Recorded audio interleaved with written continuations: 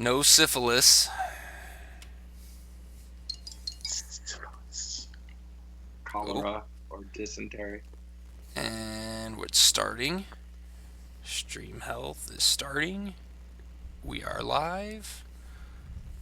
Then I'm going to turn this on real quick. As soon as it starts. Come on. Alright, then I'm going to turn this on real quick. Okay, Bill, talk real quick. Say something. Something. It starts. Thing. Come on. Alright, then I'm going to turn this on real quick. Okay, Bill, talk real quick. Say something. Oh, you moved to a different spot on the screen. Thing. Come on.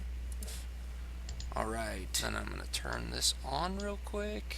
Okay, Bill, talk real quick. Say something. Oh, wow. That's brutal to watch the echo and the echo and the echo. So I've got to mute that now, but I at least know that Bill's volume is actually being recorded on the stream. So that's a plus, right? Are your guys's? Yes. Oh, okay. Mine's not, but he does that to me all the time. Well, we just mute John anyway because it's John. So I was wondering why he didn't talk very much last night. You guys started talking about stuff I didn't know. What? Comics. Yeah, we did get into a little bit of comics. Okay, so we are going to talk about Witch Slapped, obviously, since that's what the whole point of this thing is. Is there any other topics that you would like to talk about again? Whatever you want. I don't care. Okay. All right. Doesn't matter to me. Well, we will get this started right now. Everybody ready? Ready. All right. We're going to start in 3, 2, 1.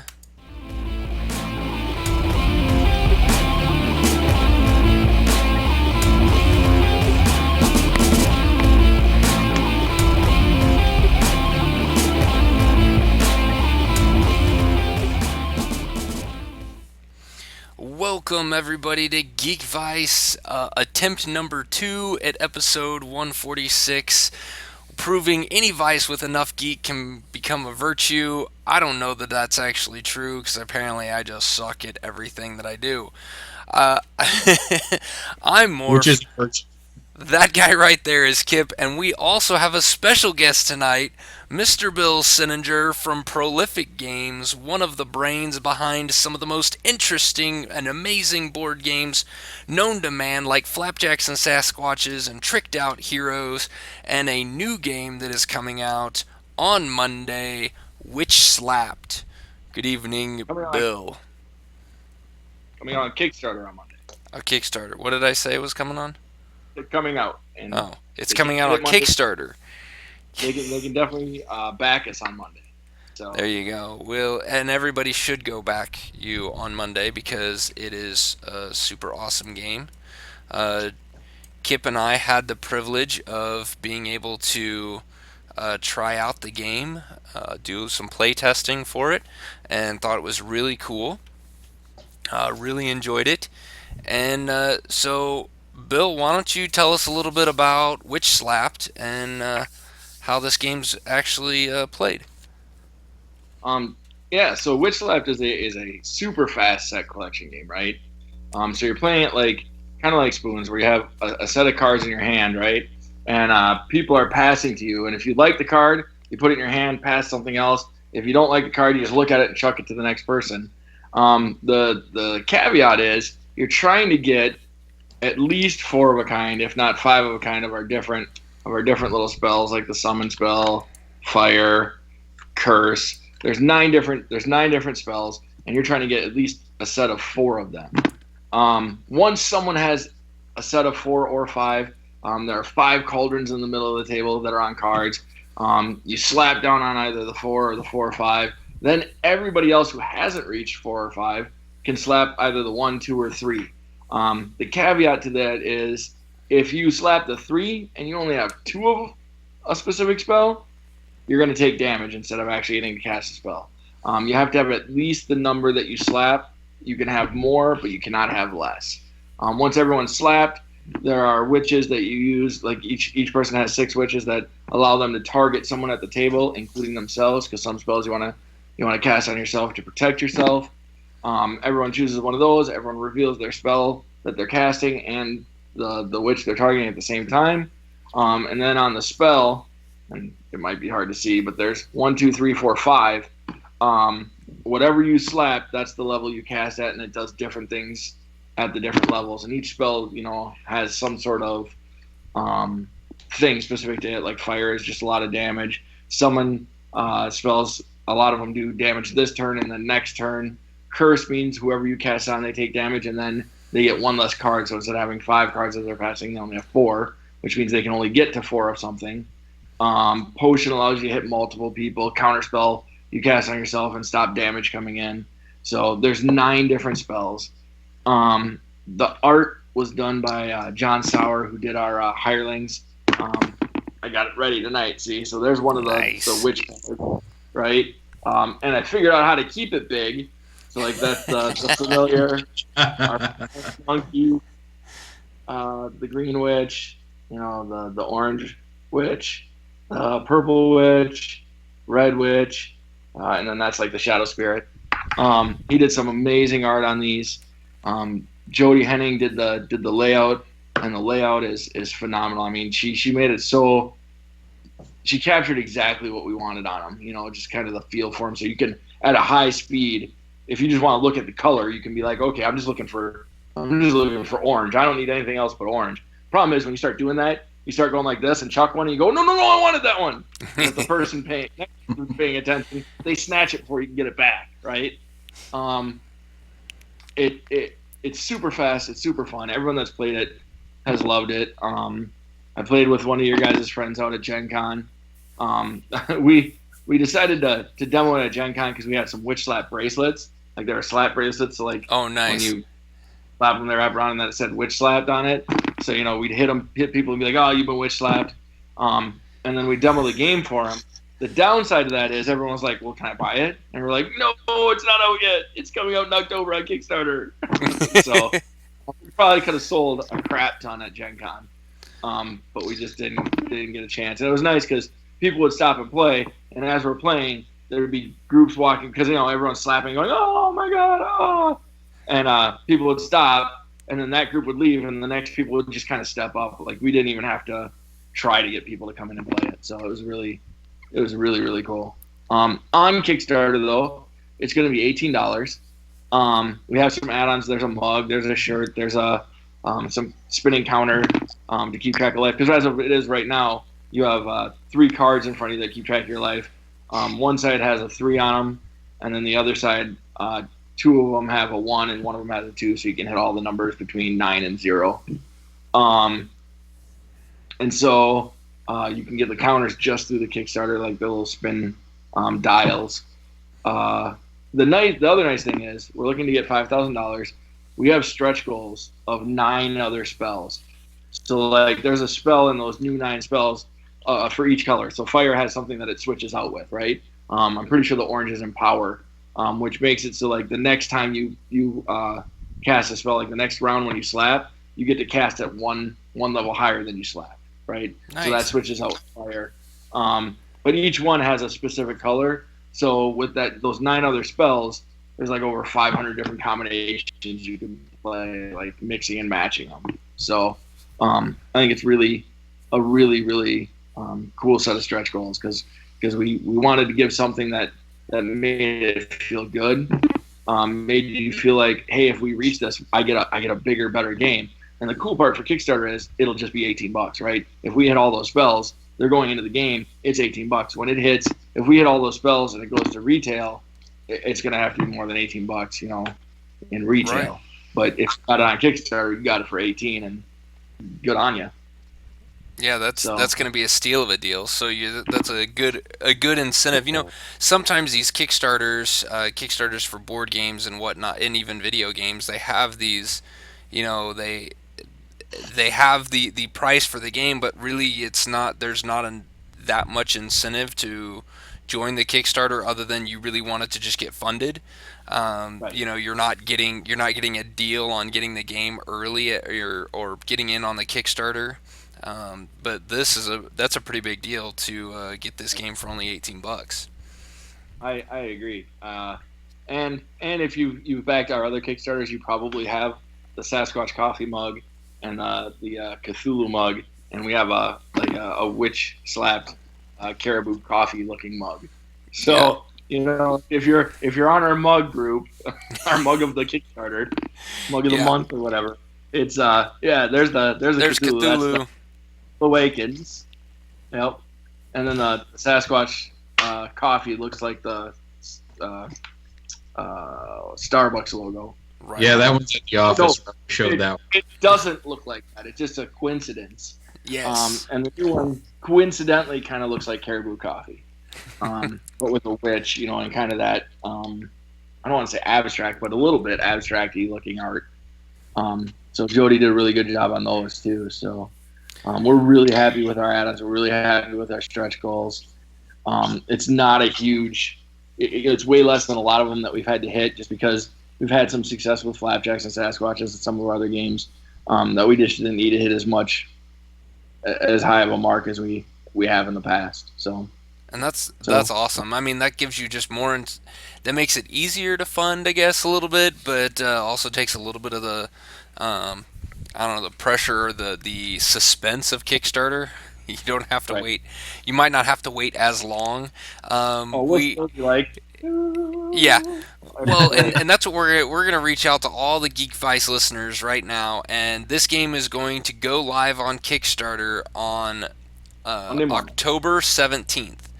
So Monday. everybody who's listening to this, if you are listening to this after October 17th, 2016, go get on Kickstarter and go fund it. Let's see if we can't get this thing funded in the first day. That would If be not the amazing. first day, let's do it in the first week. I mean, let's get this knocked out early so you guys don't have to worry about whether it gets funded, and you can just start. We can start working on those stretch goals. Right. Hit those Absolutely. stretch. And it's like any other prolific game. If you've played any, they're not very expensive. They don't take a ton of time. And you usually start off your game night with them thinking, it's, 30 minutes or less, we'll play this game. And then about 3 hours later, you're like, well, maybe we should play something else. But that's the way, that's the way their games work. You start playing, especially Flapjacks and Sasquatches has been at our gaming group. We say, we'll play one quick game of this and then we'll move on. And then we end up playing like 5 or 6. Yeah. We found that Witch Slap's almost more of that. Like, because we have a lot of people that play in like the Flapjack World Championships and stuff when we do them here at the Source and whatnot at kind of the North. But we were playing Witch Slapped. We went to Origins, right? And we're like, hey, we want you guys to test out this game, like some of the people that were with us. And you only have to play it once. That's fine. And we have a couple guys that are with us that have done it in the past, and we play it once, and they give us our feedback, and we move on to something else. And so we play it, and we get done, and I'm like starting to pack it up, and the one guy's like, can we play it again? And I was like, well, yeah, if you guys want. I mean, does everyone want to? They're like, yeah. So we played it again. I'm like, cool. What do we want to play next? Can we play it again? Like, yeah. No, and Nice. it came down to like someone would just target someone, right? They're like, can we play it again? And then you see the total turn reversal, right? Like, Yeah. well, I know who I'm going here. So Well, and you because see. take that game. It is there is player elimination, but realistically, that player elimination, you're out for like a couple hands, Yeah. right? And then you can play again. It's not like I've had Euro games where you play for an hour and a half and you're literally out, even though you're still playing it, right? Right. Like I can't win, but I guess I'll play for the next hour and a half. Yeah. So the game's 15 to 20 minutes, and you're probably gonna miss like 2 hands. So unless something goes horribly for you, but. Everybody gangs up on you at one point, or in the first hand. Yeah, usually it's you slap the thing that you weren't supposed to, right? Like everyone slaps and you're just caught up in the moment. You slap your hand down and you go, why did I slap the 4? I only have 1 of anything. That was stupid of me. I think I may have killed myself a few times doing that. So Yeah, there's going to be a lot of screaming. You You do that. The There's gonna nice part is usually when you like damage, you slap it and you go, oh, and everyone else at the table sees your face and goes, well, we don't need to hit him because he's taking 4 damage. Right?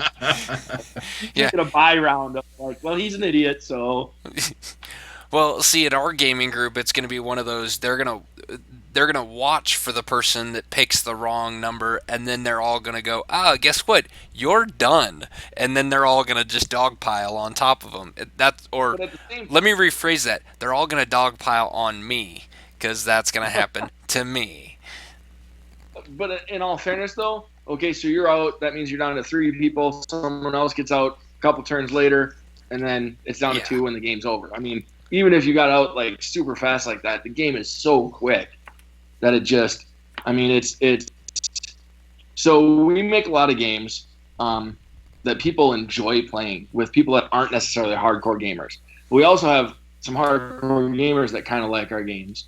Um, what we look for in our design is it fun, right? Does the art match the theme, match the game, and will people want to play it a second time?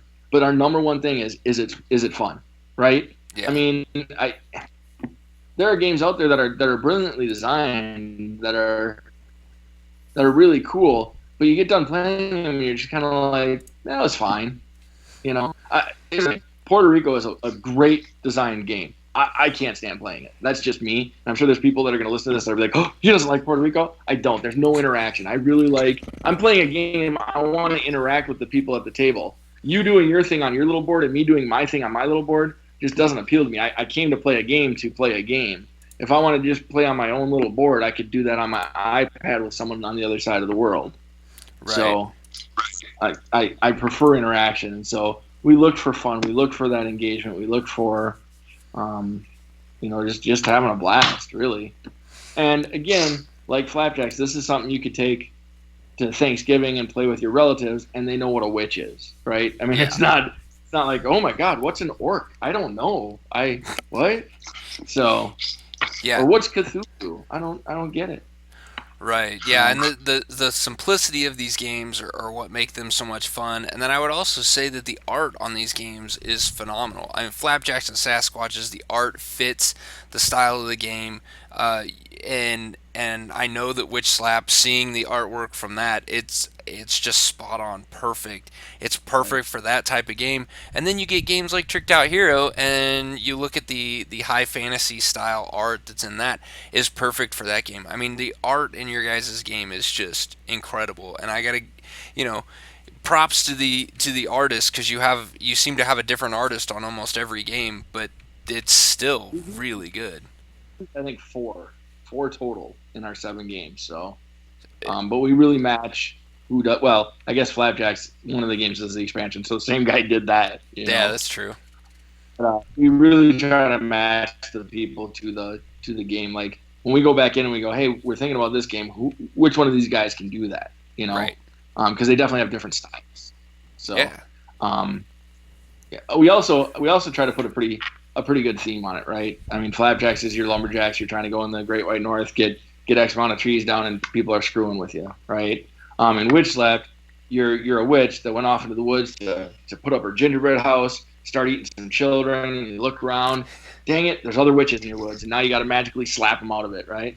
So, um, we try to add that little humor because the guys that we tend to play with tend to make little voices and do like for Flapjacks and Sasquatches. We actually have some fans of ours that are from Iowa that came to play with us at Gen Con, and they're playing, and one of them draws a cottonwood tree, and the other one reaches into his bag, pulls out these little speakers, hooks it into his iPhone, and hits something, and all of a sudden it starts playing Cotton Eye Joe, right? And we're going, what the heck? Like, oh no! When someone plays a cottonwood tree, you got to play Cotton Eye Joe. And we're like, okay. And they hit the music, and they're all like, do do do do do do. And the people next to us, like, we had these bronies playing My Little Pony collectible card game, are like looking at us like, rawr, rawr, rawr. Like, sorry, it's not me. It's fans. What do you want me to do? I I can't make them turn off their music. That's their music. Go complain to them. Pony collectible card game. So whatever. Oh, that's awesome. That is awesome. Yeah, I'm really looking forward to this. I've already warned my wife that I will be spending more money than than just getting the game. I'm definitely getting some of the add-ons. Um, you had mentioned that there was going to be a shirt that's going to be one of the add-ons. There's the coffee Uh, mug. There, there's gonna be all kinds of stuff, and they're always super cool. And so I've already warned her that she didn't have a choice. She's bought a lot of stuff that I don't like, so therefore I am buying a lot of stuff that I like. So and I'm gonna be honest with you. I think this would be fun to play with your kids. yes. Um, my youngest girl is 9, Hmm. right? And she doesn't necessarily play it as in like I'm trying to read the strategy of it. She'll just go for a color, slap, and then be like, I hit this color and I chose you, so I do, and then she'll read it, right? I mean, she can read mine, but she doesn't read it ahead of time. She's just like do do do do, and I go for my older sister, and I do. Let's see which one, and then she reads it off like you didn't even know what you were doing to her. No, but I just wanted to hit her. So, Yeah, and honestly, I think that's going to be one of the best ways to play this game. It's going to be it's going to be an extremely entertaining way of playing the game, of just not even like just saying I'm going after that person and I don't know what I'm going to do, but we'll just see what happens and then I'm going to slaughter them. well, and some of it's dictated. Like if you get dealt 3 of something, you're really just looking for that fourth. It doesn't matter what it was. Right. You're like, well, I'm just gonna get to 4 right away and be done, Yeah. or hold out for the fifth. Because if you actually get to the fifth, the spells become a lot bigger, right? Yeah. Yeah. Because you can slap at 4, but if you hold out till 5, they're usually pretty significantly better. And so if you get 3 right away, sometimes you'll just fly for that fifth one, or if that next card is the fourth, sometimes you just slap and everyone else goes, huh? And one person gets the one and everyone else goes, I only have one. That's what? And so you get like almost a free round of just slapping somebody. So Yeah, that's a good idea. That's going to be awesome. I'm looking forward to it. I was explaining this to my wife the other night, and she actually was shaking her head like, yeah, that's I think that's actually going to be fun. And she is not a board gamer. She does not play a lot of board games. But I have sat down with her and we've played Flapjacks and Sasquatches. She didn't want to play, but I just said I convinced the kids that they should play it, and so she's like, "Well, I can't sit out on family game night and not play." So she sits down and plays, and then gets done and goes, "You know what? That actually was a really fun game." I'm like, "Yeah, you know what? These other games that I'm going to play with you are going to be fun too. You just have to get your head out of the clouds and realize that there are fun things in board games, and Prolific Games makes most of them." we make good gateway ones. Things that'll get someone who maybe isn't a hardcore gamer into it. And I love John and I, my business partner, were just talking about who's a punk for not being on this podcast. I just thought I'd say that again. Um, Yeah. so, 2 guesses as to why he couldn't come on tonight. I'm going to go with softball. Softball. Softball. There was supposed to be a clinic that some guy was running, but guess what? That guy backed out, so John got stuck doing it. Oh, So, like, his daughter started pitching at 8 o'clock tonight. He's like, dude, I don't know jeez. when I'm home. I'm That's like, okay. yeah. Oh, you But, you gotta love we you were, gotta love the softball dads. right? We were talking, and like what you just said, your wife said, we get that. It's so funny. Like, we have people come back to us and go, you know that game you gave me? And they're usually talking about flapjacks. I mean, it was actually really fun. Oh, gee, thanks. I'm glad you think it was actually really, like, I gave you something that I created that I'm like, no, here you go. It sucks. Don't worry about it. Yeah, Right? this is a piece of shit. Here, go play this game. And then they eventually, like, it was actually really fun. Like, what did you expect it to be? Like, did you look at me and go, oh, you created a game? Oh, well. I don't That's like the know. guy Right? who comes up with he pulls the Tupperware out of the fridge and like takes a whiff of it and then like closes it up and hands it to you and go, here, smell this. Right. No. Right. I don't know. So we just had that conversation that's like one of the favorite things for people, especially when it's like a relative or like a friend that you're like, hey, just try it, man. I think you'll like it. And then Yeah. they're like, oh, it was actually fun. Why did you put actually in there? You couldn't just say it was fun. Like, I doubted it was, but I guess it is. Yeah, So yeah, exactly. I don't know. Yeah. Exactly. Then we went into the conversation about why we do it, and I said, "Oh, it's definitely for the money, right?" He's like, "Yeah, the money." No, wait, no, then it's got to be the fame. And he goes, I think it's got to be the fame because he gives me crap. So I I go into the U.S. bank at St. Cloud, like that's where I bank, and um, I've done the wire transfers out of there to pay for the games, right? Right. And so I've sat down with different bankers, and I've had to go up to the counter, and when they see like prolific games, they're like, "What's that?" And I explain it or whatever. And I walk in one day, and there's a new woman getting trained at the counter, and the I walk up there and I'm depositing a check or whatnot, and the girl training her goes, "Oh, this guy makes games," and I'm thinking, "Wow, that's kind of weird that you remember that, but that's cool or whatever." And the girl getting training goes, "Oh, like what type of games?" I was like, "Oh, they're like board games and card games." She goes, "Oh, I like board games and card games. Like, what do you make?" And I said, "Flapjacks and Sasquatch." She's just like, "I've never played that. What's it like?" So I kind of explain it, and there's like people behind me, right? And I'm talking to do. I'm thinking, you can just give me your money, and because sometimes it weirds me out a little bit when people are like, "Oh, I really love your games." I'm like, I don't know what to say to you. We're talking about, and they give me the stuff, and I start to turn, and the lady behind me goes, "Did they say you made Flapjacks and Sasquatches?" I said, "Yeah," and she goes, "We love that game." I'm like, "Oh my god, so weird." Like at conventions when people are like, "Oh, I love this game," like that's where I expect it. I don't Right. expect it from like non-geeks at the bank. like, See, and I don't know what. that's kind of the sign that you have reached. You have reached a level. Maybe not the top Right, level, but you have reached right. a level that you have people coming up to, just random Joe Schmo on the street that walks up and goes, "Oh, you're that guy." Like that's They don't cool. recognize me. If they hear what I made, then they know, but they don't know what I look Well, like. that's because So, they're going to know what you um, look like the more podcasts you come on. right, We right. start building up the popularity of maybe a little known unknown podcast called Geekfecta that you can find on our Oh, YouTube channel. hey, it was a lot of fun doing Geek Factor. It Oh, it was was. a blast doing that thing. I got to finish my masters, and then we can get back to it. But yeah, I think we could even get some people on there. I got some guys that are now some other people that design games and in the industry and stuff, and I'm sure I could get some of them on there. Oh yeah, Um, but yeah, that would be cool. That would be cool.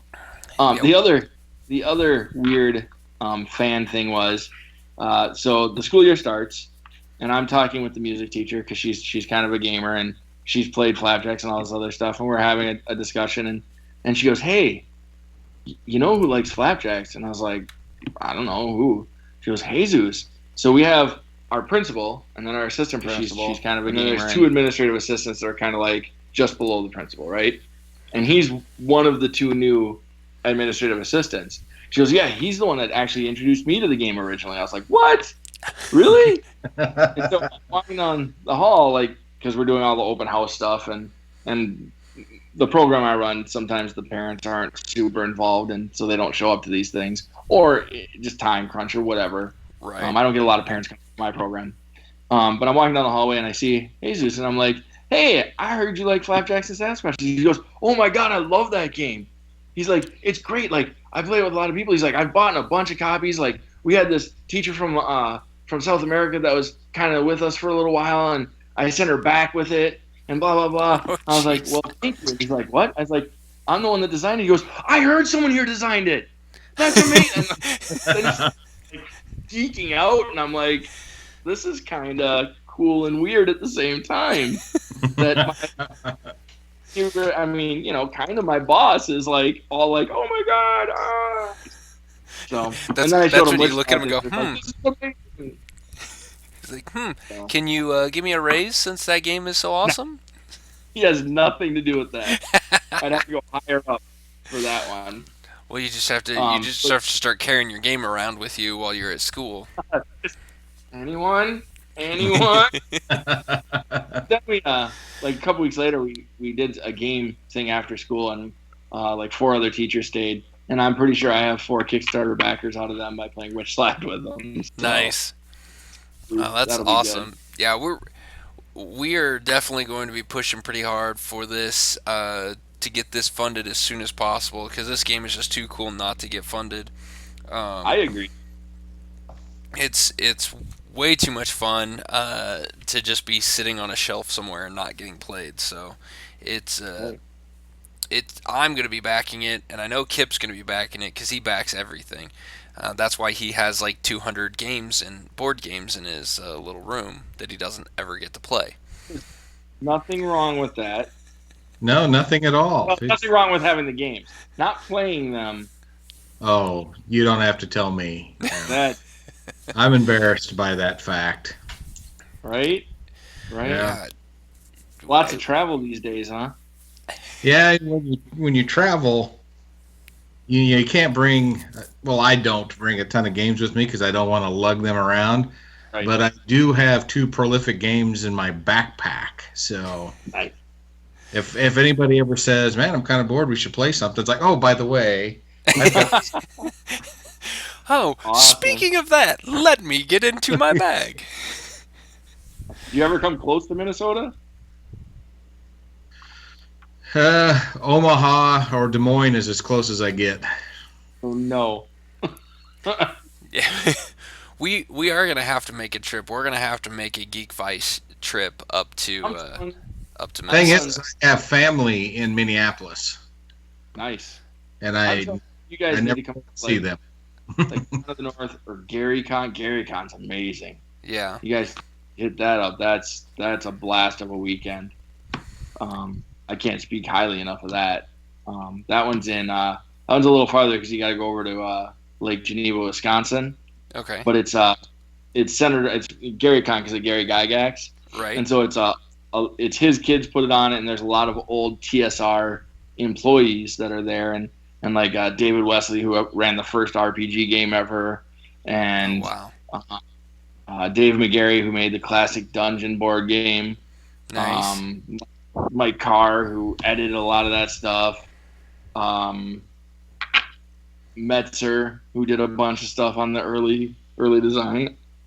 I mean, Yeah. there's just tons of people that are fascinating to talk to. And it's at the old Playboy Club. Not that it's Playboy anymore, but you get to see those grounds and kind of that. It still has that like swanky feeling to it. John and I do a lot of conventions throughout the year, and that's the one we like to go to just kind of we get to just chill, right? Right. Because the people coming around are more relaxed. You know, we're having conversations with them, and we're it's like old friend. Hey, how's it going? I haven't seen you since whatever. So that's the one where we just like to go and have a blast. Con of the North is fun because again, that's our local one, so we know everybody at that one. Right. And there's a lot of other Minnesota companies there because I swear to God, it's got to be like Seattle and us for like the most designers. Like it's crazy, and it helps. I mean, Seattle has like Wizards of the Coast, right? Sure. So I mean, one of the biggest companies are there. Well, Fantasy Flight and now Asmodee North America is in Minnesota. Oh, really? Okay. Well, when Asmodee bought out Fantasy Flight, they Yeah. made this their headquarters for the United States. So I figured it was just up there because it's cold so much that nobody goes outside, so they just play a lot of board games. So then that just That does help creates games. more new. Yeah, I mean that just creates more board games. right? Does help game sales for sure. Like there's not. I mean, you can go snowmobiling, you can go skiing, or you can play a game. Because you ain't going outside for any other reason. Or you can have 4 kids. Or you can have well, that's a game. It starts as a game. There's gaming involved in that. Right. So, what time of year is Gary Con? Gary Con is usually March, I do believe.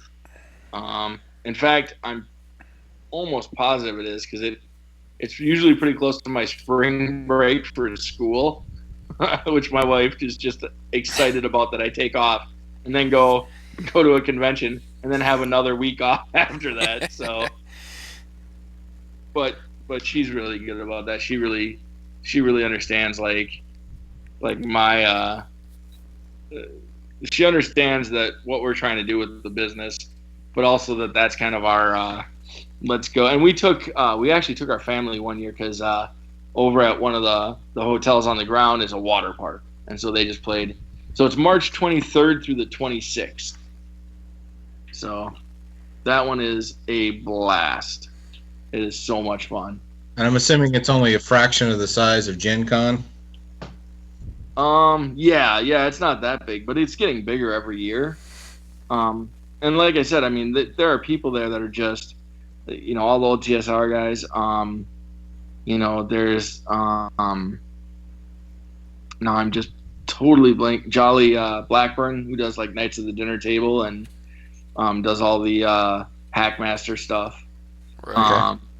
There are just a lot of fun people, man. It's so relaxed and it's so just kind of hang out and play. A lot more role playing maybe than board games at times, but I mean that's okay too. We had a guy last year. John and I went and we kind of put out there like John and I have played RPGs together, but one of us is usually running. Like we've never played in the same event because when I was doing my RPG, John was a guy I kind of knew, but we weren't really close friends. And he was doing his RPGing with someone else, and we had kind of met through. We both worked at Toys R Us in college, right? And we were friends, right? We had friends between us, kind of. And then it wasn't until later where we kind of both had families and we both were playing games with some friends and kind of got to talking again, and that we actually started doing this stuff. But so we hadn't ever RPG'd because we didn't have time now that we have kids and stuff. And so we started doing it at conventions, but one of us is always running. So we put out there with, hey, anyone want to run a game for us? And one lady who really likes Flapjacks and really likes our other games was like, my husband will. And, like, threw him under the bus. And so Mark Martin ran us through a Mad Lib campaign. Like at the start, he's like, okay, give me an animal. Okay, give me this, give me that. And we're answering these questions, like our group. And he goes, okay, start. And he starts running it. And we're like, really? Really? But it was so much fun.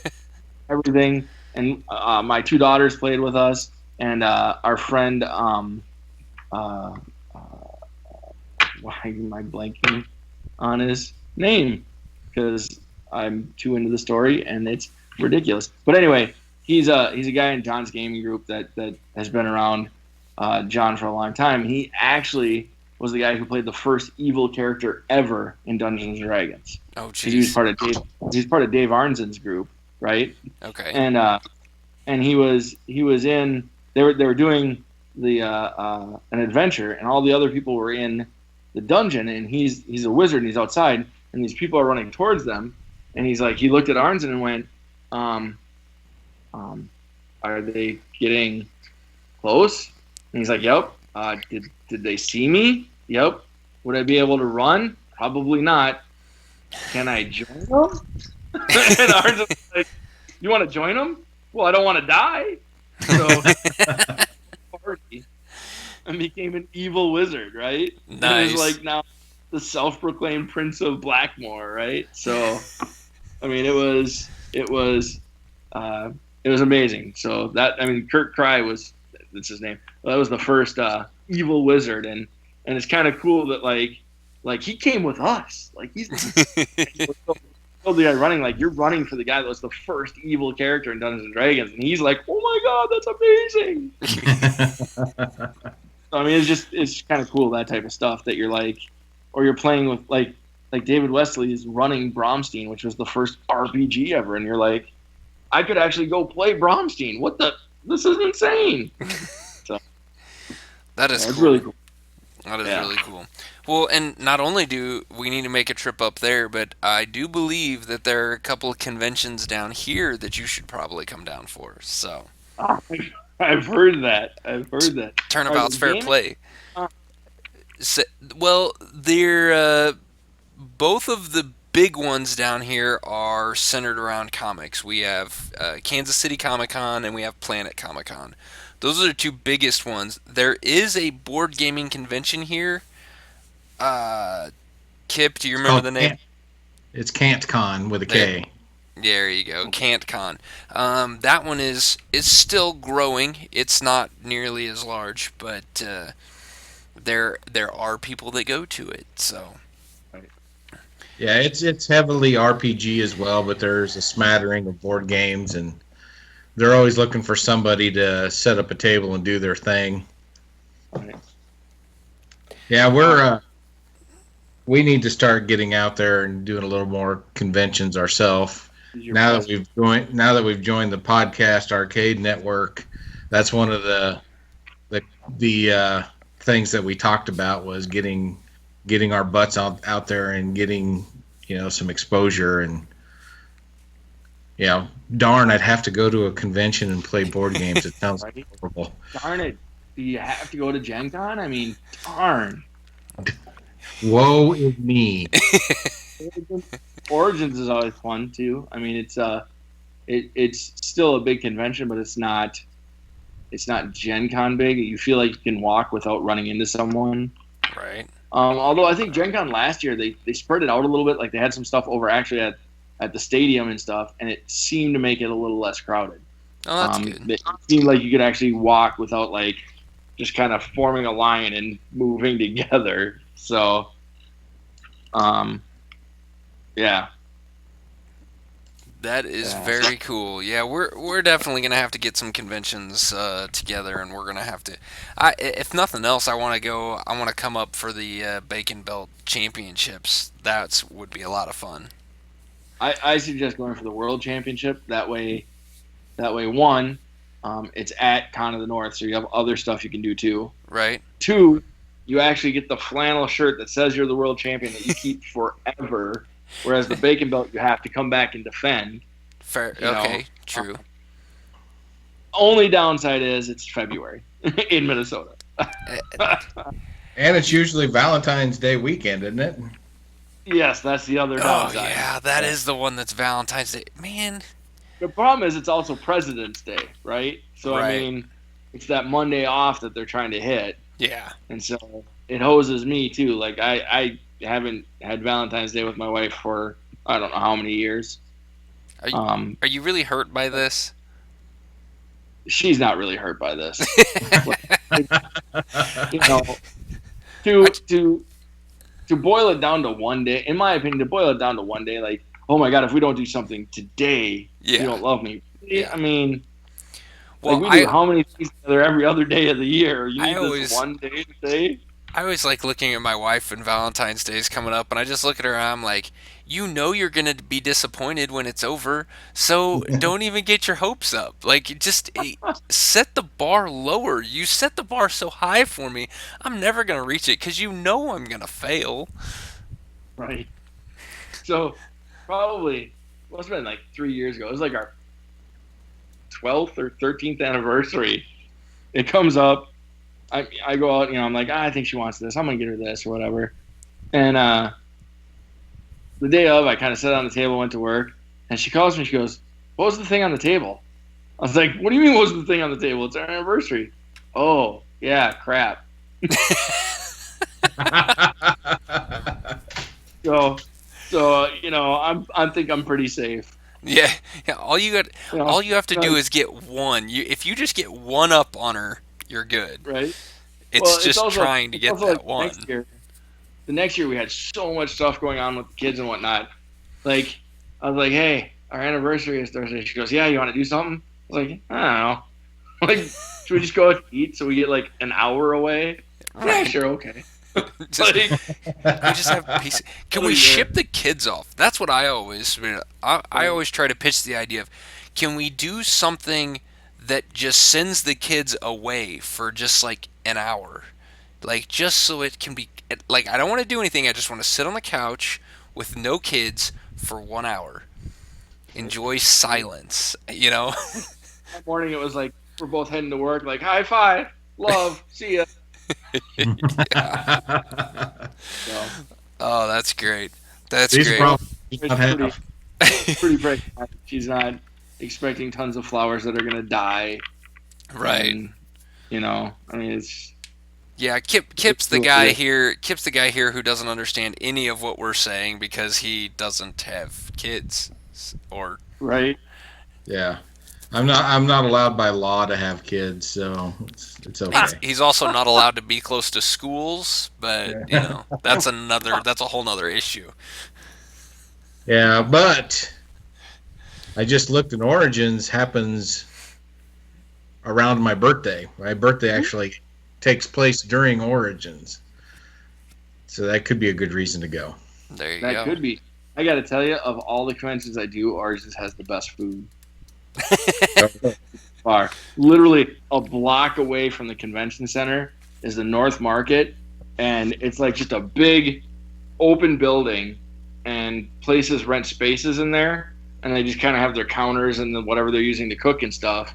And you got like Indian food next to barbecue, next to like traditional tacos, next to whatever the next place has. And you walk in there and you're like, all of this is awesome.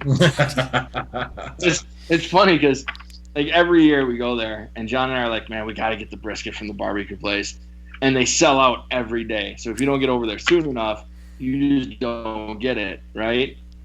And this year I hadn't had it. It comes to Saturday, I'm like, okay, guys, I'm gonna take my lunch early because I want this brisket, right? And everyone's like, yeah, no problem. I'm like, sweet. So I take the belt off, hand it to John. I'm walking out the door. I'm like, ooh, I'm going to get some brisket. This is going to be awesome. And I walk outside, and the Gay Pride Parade is going on right on the street that I'd have to cross. And I went, Oh, are you serious? I was like, I don't know how long it is. I'll just go back in. I'll come back out in a little bit. I go back in. I get in the booth. And one of the guys goes, I thought you were getting brisket. I was like, God, the stupid parade. He's like, you can't say the stupid parade. I was like, it has nothing to do with them being gay. They're stopping me from my food. Anything I can get out. I just want the brisket. just give me brisket. I'm surprised you didn't just go sprinting across the just run across the parade route, just like cut it right in half. But I looked at him, I was like, it could have been like the Happy Bill Yay Joy Parade, and I still have been like, stupid parade, I want my brisket. Yeah. And then the best part was there's a guy in the booth who actually is gay, and he's like, you know, they're pretty open. You could have just walked for a block and then turned off. And I was like, oh, I should have. Oh, jeez. I was like, I support you and brisket. That's great. That is great. But Well, yeah, there's all that, and then there's the last thing in the food there is there's a place called Melt that was on like Man versus Food at one point, and a couple other food things, and they make, I guess you could call them grilled cheeses, but like they have other stuff on them. The one I got was called the Cuban War Pig, and it has ham and pulled pork and provolone cheese and a deep fried pickle all on bread. And I kid you not, they come over and they're like, do you want the half or the whole? And I was like, man, I don't know, I'm pretty hungry. And John looks at the next table and goes, what's that? And we turn and he's like, oh, that's the half. I was like, yeah, I'll have the half, because that's the half. Oh, that is all. That sounds delicious. Sandwiches I've ever had. It's so good. It's a college town, so is the food halfway cheap? Oh yeah, the stuff at the North Market is like super cheap. Like you could bang out. I think I got 3 street tacos for like $8 or something like that, and they were like good tacos, right? So yeah. It's I've only been to Columbus once, but that was for a football game because the guy I worked with was an Ohio State grad, and so we went to all the drunken late night places, you know, that served burritos the size of my arm and things like that. Yeah, which is exactly what anyone needs, a burrito the size of their arm. Right. If you guys can press past your way into that one, man, I highly recommend it. Yeah, John, like the gaming is less than Gen Con. I mean, it's just not the same. There's less people. But the food is so good that we love going. So, well, I'll have to worm my way into that sometime. Yeah. Do you do at Origins and that kind of stuff? Do you do test run of games too, like you do at Gen Con? Does it have that kind of same setup, or is it more just booths and showing off what you got? So we do a booth just like we do at Gen Con. Okay. Um, so in previous years, we'd get done and we just kind of go game with ourselves and some of our friends and stuff. This year, so one of the things this year, like we've never gone. So we have a friend Matt Snodgrass who's always like, "Man, you got to go over to the board game hall and just play, man. Let's go over there and play. Why do you want to go back to your room and play, or back to your hotel? Let's play over here." And every year we're like, "Man, because we can go back to the hotel and have some drinks and play games Right. and what, right?" And he's like, "Come on, come on, come on." And so this year we actually did. We got done. We had a couple who had contacted us. This is probably, man, a few months before, and they had said, "Hey, we thought we'd get a hold of you. We don't know what you can do. We're about to have our first kid. We love flapjacks. Our parents love flapjacks. Everyone loves it. Is there a chance that you could do some sort of card or something to help us announce our baby?" And I was like, "Man, when do you need it by?" Like, right? And I got to get an artist to do this, and I have to do it cheap because I'm not getting anything else for this. Right. And I didn't say that part, but I wanted to help him out. And so I called up Eric. I said, "Eric, how much to get this card?" And I explained to him what it is. He's like, $20. I'm like, "Sure, let's do that." So we designed a card called newest camp member, and it says on there like, all parents get -1, or all new parents get -1 due to lack of sleep, and all grandparents get +1. And we had it printed at like GameCrafter or one of those places like you can print like 1 or 2 cards at. Right. We had it sent to her, and they sent us the video because they're playing the game, and they flip. We made it a universal card, so it's one of the blue cards from the expansion where you flip it over. And so someone chops down the tree and made sure that they stacked it so it's the first one. And they flip it, and they're like, "Yeah, go ahead and read that." And she reads it, and she's like, "We don't have any parents or grandparents here. I mean," and all of a sudden she's like, "What? Huh?" And she just freaks. Screaming.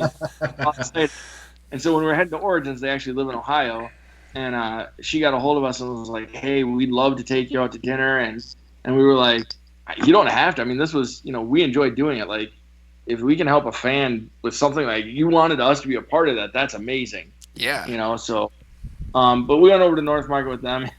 They bought our food, which we said they didn't have to. We're like, "Hey, whatever." And we ate there so that we could go back to the game hall and teach them which left. Oh, nice. Which we did. And she was so, and she's playing this game, and she's like, "Oh my god, this is too much work for me." They're all getting excited about slapping, and so we played last year. We hung out there, and they played with us, and we had told other people that we'd be over there, so some other people stopped by, played Witch Slap. So that was kind of our first time after like getting done in the booth, staying over there and playing games. It was a pretty good time.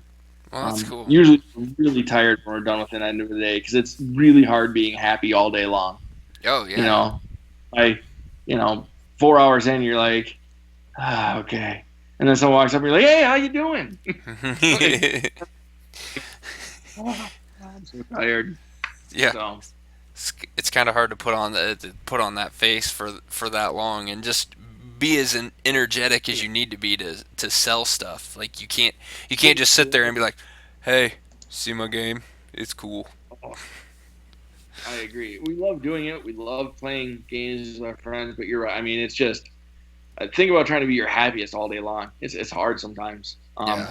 And we've seen other people run their booths like the "Hey, how you doing?"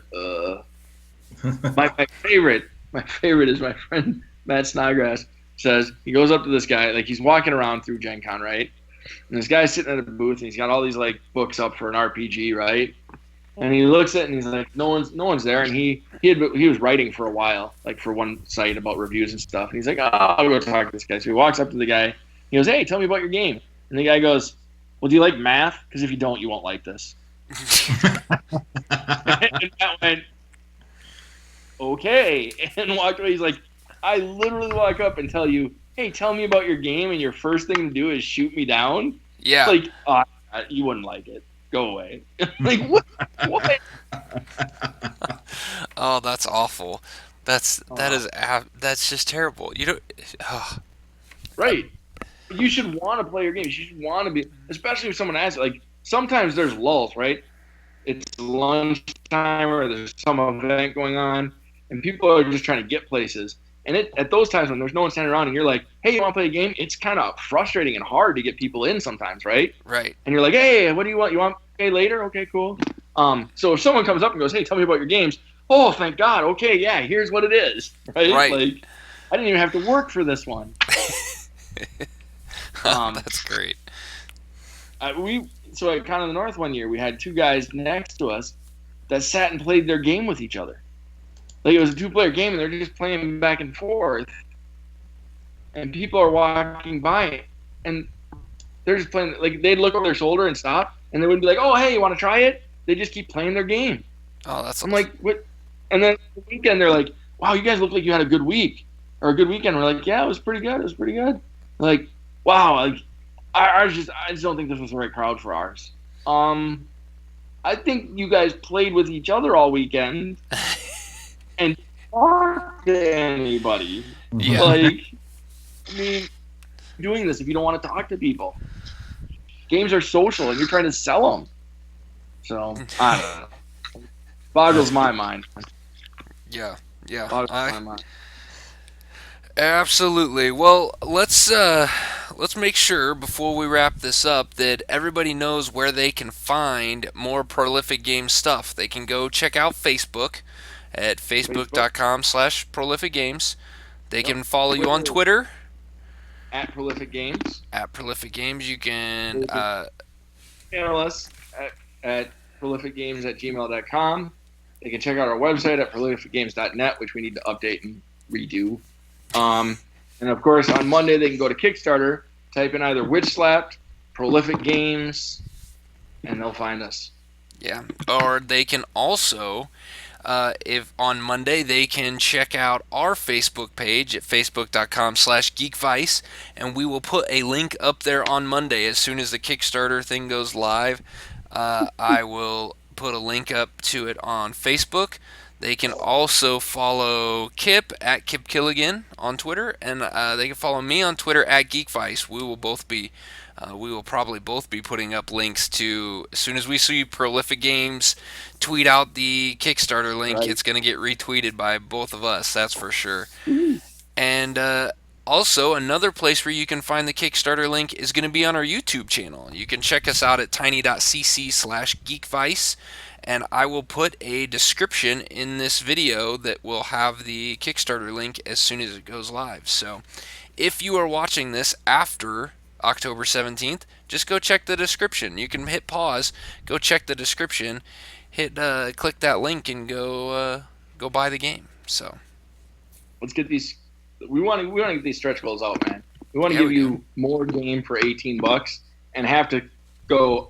What else do we do for another stretch goal, John? Right?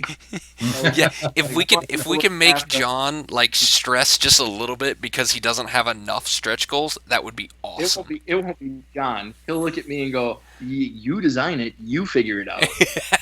But it'll make him nervous. It'll make him stress out. Like, we need to have more. So yeah, that's gonna be great. So let's do that, everybody. Everybody's listening. Make sure you go back the Kickstarter for Witch Slapped when it comes out, and let's get this thing funded. So I want to thank Bill for coming on. We appreciate it, and good luck with your game. And we will definitely have to have you on again when the Kickstarter's complete, and you can give us some updates on the timeline of everything. So, because we know it's going to get funded. Hopefully, and just so everyone listening, we have never gone super late on a Kickstarter. Like, if anything, we've delivered more early than we have late. Like, we delivered one late, and it was like a couple weeks. It wasn't like years and months. So all these things where it's like, oh, well, I mean, it's Kickstarter, a year late, whatever. That's not us. Like, you get your stuff. Like, we have it planned out. We've done this before. It's not we have to worry about it. I think our longest one was our Cultists in Cthulhu, and the problem was John's mother-in-law passed away, so he was dealing with that, and all the games were in his basement. So our fans were really good about going, hey, we get it, do your thing. He came back, got them all busted out and sent out. And so, I mean, that was probably our longest wait ever. And there was a death in the family. So, yeah. I mean, we're not, we deliver. Well, and if you're looking for history, I mean, you guys done a Kickstarter for all of your games? Pack Wars, we did not. We just decided to print it. We Okay. wanted to take it with Gen Con. Man, people are loving it. It's kind of a mix between like Guillotine and Robo Rally. But again, in like 15, 20 minutes, it gives you the sense that you have control over the game, and then it all goes awry, and you go, I don't know how that happened. Well, yeah. So just the history of it. The prolific games are Kickstarter. They are Kickstarter experts, as close as you can get to a Kickstarter expert. I mean, come on, you guys have funded all of your games on Kickstarter. Right. All of them that have been on Kickstarter have funded. You get Yep. them out on time. I mean, you don't have to wait for them, so there's no excuse not to go and back this game. So that's my pitch, everybody. Deal Awesome. with it. So, all right. Well, thanks everybody for listening to our ramblings. And of course, if you need to get a hold of us at Geekvice, just reach out to us at geekvice@gmail.com, and we will see you next time. This podcast is part of the Podcast Arcade Network.